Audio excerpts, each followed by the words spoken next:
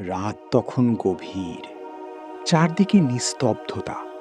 মরুভূমির হালকা বাতাস ধীরে ধীরে বইছে। আকাশ জুড়ে অসংখ্য তারা জ্বলছে। সবাই ঘুমিয়ে আছে, কিন্তু ইতিহাসের পাতায় জন্ম নিতে যাচ্ছে এক অসাধারণ ঘটনা। একটি স্বপ্ন, যে স্বপ্ন শুধু একজন শিশুর নয়, বরং ভবিষ্যতের এক মহান নবীর জীবনের শুরু। সে আর কেউ নয়, হযরত ইউসুফ আলাইহিসসালাম। হযরত ইউসুফ আলাইহিসসালাম ছিলেন মহান নবী হযরত ইয়াকুব আলাইহিসসালামের প্রিয় সন্তানদের একজন। ছোটবেলা থেকেই তার চেহারায় ছিল অদ্ভুত নূর। যে কেউ তাকে দেখলেই মুগ্ধ হয়ে যেত।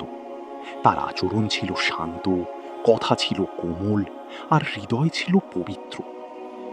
হযরত ইয়াকুব আলাইহিসসালাম যখন ইউসুফ আলাইহিসসালামের দিকে তাকাতেন, তখন তার চোখে ভেসে উঠত ভালোবাসা আর মায়া। কারণ তিনি জানতেন এই সন্তান সাধারণ কেউ নয়। কিন্তু পৃথিবীতে যখন ভালোবাসা বেশি হয়, তখন ঈর্ষাও জন্ম নেয়। আর সেই ঈর্ষা ধীরে ধীরে ইউসুফ আলাইহিসসালামের ভাইদের হৃদয়ে জায়গা করে নিতে লাগল। এক রাতে ইউসুফ আলাইহিসসালাম ঘুমিয়েছিলেন।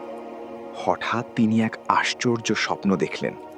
তিনি দেখলেন আকাশের 11টি তারা, সূর্য আর চাঁদ সবাই যেন তাকে সিজদা করছে। স্বপ্নটা এতটাই বাস্তব ছিল যে ঘুম ভাঙার পরও তার বুক কাঁপছিল। ছোট্ট ইউসুফ আলাইহিসসালাম বুঝতে পারছিলেন না এর মানে কি। তিনি দ্রুত বাবার কাছে দৌড়ে গেলেন। আব্বা, আমি এক অদ্ভুত স্বপ্ন দেখেছি। হযরত ইয়াকুব আলাইহিসসালাম ছেলেকে কাছে বসালেন। তারপর ইউসুফ আলাইহিসসালাম বললেন, আমি দেখেছি 11টি তারা, সূর্য আর চাঁদ সবাই আমাকে সিজদা করছে। কথাগুলো শোনার পর হযরত ইয়াকুব আলাইহিসসালাম কিছুক্ষণ চুপ হয়ে গেলেন। তার চোখ গভীর হয়ে উঠল, কারণ তিনি বুঝতে পেরেছিলেন এই স্বপ্ন সাধারণ কোনো স্বপ্ন নয়।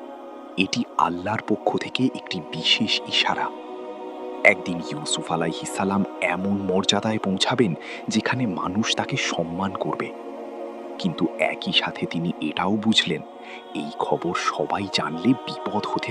হযরত ইয়াকুব আলাইহিসসালাম ধীরে বললেন, বাবা ইউসুফ, তুমি এই স্বপ্ন তোমার ভাইদের বলো না, কারণ শয়তান মানুষের প্রকাশ্য শত্রু।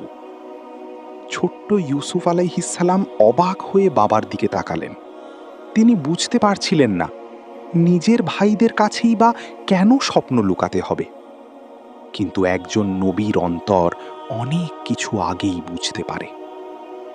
দিন যেতে লাগলো, কিন্তু ইউসুফ আলাইহিসসালামের ভাইদের মনে অস্থিরতা বাড়তেই লাগলো। তারা লক্ষ্য করত বাবা ইউসুফ আলাইহিসসালামকে একটু বেশি ভালোবাসেন, আর এটাই তাদের মনে আগুন জ্বালিয়ে দিত। একদিন কয়েকজন ভাই একসাথে বসে কথা বলছিল। তাদের চোখে ছিল রাগ।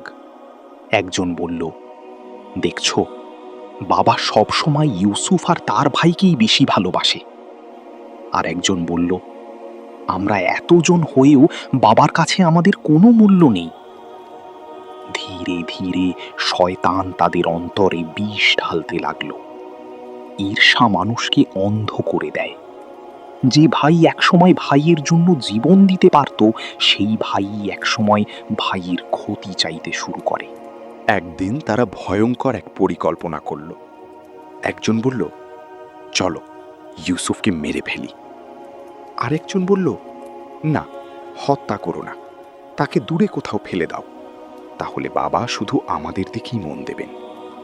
তারা সিদ্ধান্ত নিল ইউসুফ আলাইহিসসালামকে এক দূর মরুভূমিতে নিয়ে যাবে।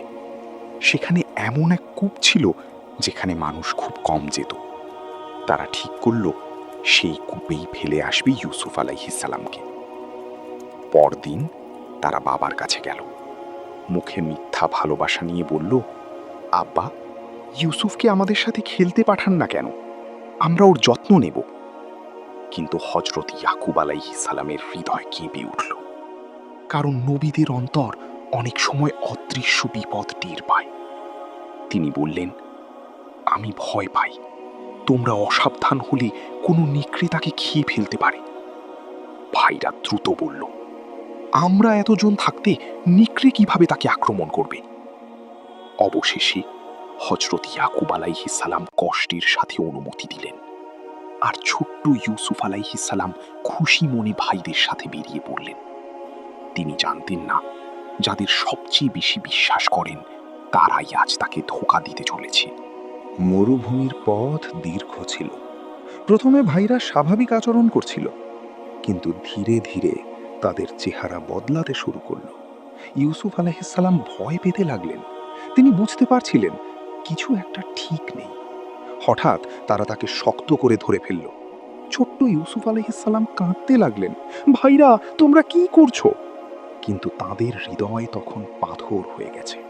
তারা ইউসুফ আলাইহিসসালামকে টেনে নিয়ে গেল এক গভীর অন্ধকূপের কাছে। চারদিকে অন্ধকার, ভেতরে শুধু গভীর শূন্যতা। ইউসুফ আলাইহিসসালাম কাঁদছিলেন, আমাকে ফেলে দিও না। কিন্তু কেউ শুনল না। এক সময় তারা ছোট্ট ইউসুফ আলাইহিসসালামকে সেই অন্ধকূপে ফেলে দিল। ভাবুন তো, একটি ছোট শিশু অন্ধকার কূপের ভেতরে একা। না আছে মা, না আছে বাবা, না আছে কোনো সাহায্য। শুধু উপরে ছোট্ট আকাশ দেখা যাচ্ছে। কিন্তু ঠিক তখনই আল্লাহর সাহায্য নেমে এলো। আল্লাহ ইউসুফ আলাইহিসসালামের অন্তরে ওহির মতো সান্ত্বনা দিলেন। একদিন তুমি তাদের এই কাজের কথা স্মরণ করিয়ে দেবে, আর তারা তখন তোমাকে চিনতেই পারবে না। সুবহানাল্লাহ। মানুষ যখন কাউকে একা ফেলে দেয়, এদিকে ভাইরা এক ভয়ঙ্কর মিথ্যা সাজালো। তারা একটি পশু জবাই করে তার রক্ত ইউসুফ আলাইহিসসালামের জামায় লাগিয়ে দিল। তারপর কাঁদার অভিনয় করে বাড়িতে ফিরে গেল। আব্বা, নেকড়ে ইউসুফকে খেয়ে ফেলেছে। হযরত ইয়াকুব আলাইহিসসালাম জামা হাতে নিলেন। তিনি বুঝে গেলেন এখানে কিছু একটা ভুল আছে, কারণ জামায় রক্ত আছে কিন্তু কোনো ছেঁড়া দাগ নেই। তবুও তিনি ধৈর্য ধরলেন। তিনি শুধু বললেন, আমি ধৈর্য ধারণ করব আর আল্লাহর কাছেই সাহায্য চাইব। তখনও আল্লাহ তাকে একা রাখেন না। এইভাবেই শুরু হলো হযরত ইউসুফ আলাইহিসসালামের জীবনের সবচেয়ে বড় পরীক্ষা। একটি স্বপ্ন থেকে শুরু হওয়া গল্প এখন পৌঁছে গেছে অন্ধকার কূপের গভীরে। কিন্তু কেউ জানতো না, এই কূপ থেকেই একদিন শুরু হবে মিশরের সিংহাসনে পৌঁছানোর পথ। পরবর্তী পর্বে অন্ধকূপ থেকে রাজপ্রাসাদ, ইউসুফ আলাইহিসসালামের জীবনের নতুন অধ্যায়।